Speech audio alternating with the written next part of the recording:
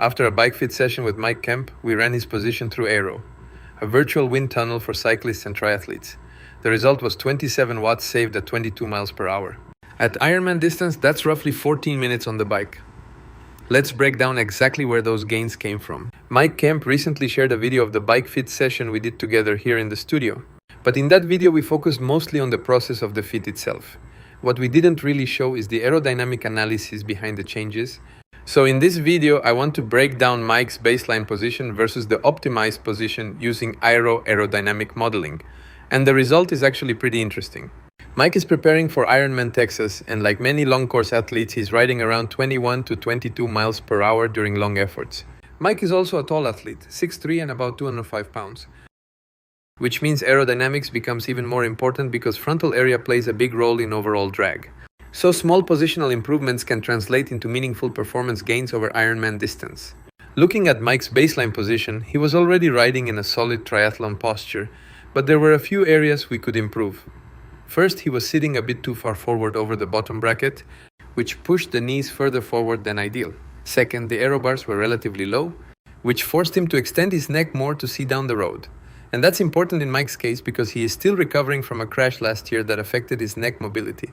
So the position needed to balance aerodynamics, comfort, and sustainability for long rides.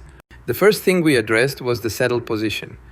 We raised the saddle slightly, moved it a bit further back, and corrected the saddle tilt from about -6 degrees to around -2 degrees. That helped stabilize his pelvis and improved how his legs track over the pedals. Next, we looked at the cockpit setup. We raised the aero bars a little over 2 inches, which might sound counterintuitive if you're thinking purely about lowering the front end for aerodynamics. But raising the bars allowed Mike to relax his shoulders and drop his head more naturally, which often results in a better overall aerodynamic profile. Then we added about 15 degrees of forearm tilt, which helps close the gap between the hands and the head and creates a smoother transition for the airflow moving over the rider. Finally, his elbows were positioned slightly further forward, lengthening the cockpit and improving his upper body alignment. When we analyze the baseline position and the optimized position using Aero, we see a significant difference in aerodynamic efficiency. At 22 miles per hour, the optimized position shows a savings of about 27 watts compared to the baseline. For a long course triathlete, that's a meaningful improvement. Those 27 watts can be used in 2 ways. Mike can either ride faster at the same effort, or he can save that energy and preserve his legs for the run.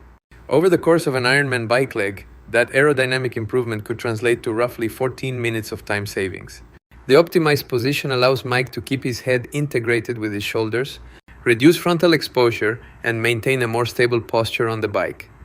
The key point here is that these are relatively small positional adjustments, but they create a meaningful improvement in aerodynamic efficiency.